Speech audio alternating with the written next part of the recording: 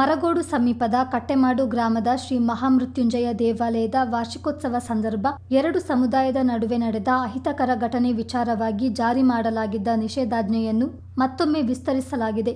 ಜನವರಿ 7ರವರೆಗೆ ಇದ್ದ ನಿಷೇಧಾಜ್ಞೆಯನ್ನು ಜನವರಿ 14ರವರೆಗೆ ವಿಸ್ತರಿಸಿ ಜಿಲ್ಲಾಡಳಿತ ಆದೇಶ ಹೊರಡಿಸಿದೆ.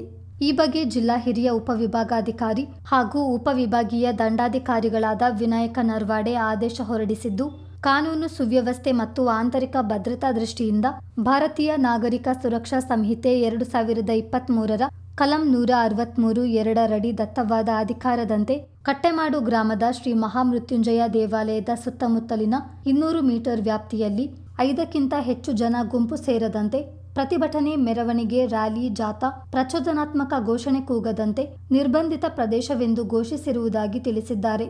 ಇನ್ನು ದೇವಾಲಯದಲ್ಲಿನ ವಿವಾದಕ್ಕೆ ಸಂಬಂಧಿಸಿದಂತೆ ತೀರ್ಮಾನ ಕೈಗೊಳ್ಳಲು 1 ತಿಂಗಳ ಕಾಲಾವಕಾಶ ಕೋರಿ ದೇವಾಲಯ ಸಮಿತಿ ಪದಾಧಿಕಾರಿಗಳು ಜಿಲ್ಲಾಧಿಕಾರಿಗೆ ಮನವಿ ಸಲ್ಲಿಸಿದ್ದಾರೆ. ಸಮಿತಿ ಸಭೆಯಲ್ಲಿ ಯಾವುದೇ ಒಮ್ಮತದ ತೀರ್ಮಾನ ಕೈಗೊಳ್ಳಲು ಸಾಧ್ಯವಾಗದ ಹಿನ್ನೆಲೆಯಲ್ಲಿ 1 ತಿಂಗಳ ಕಾಲಾವಕಾಶ ಕೋರಿದ್ದಾರೆ.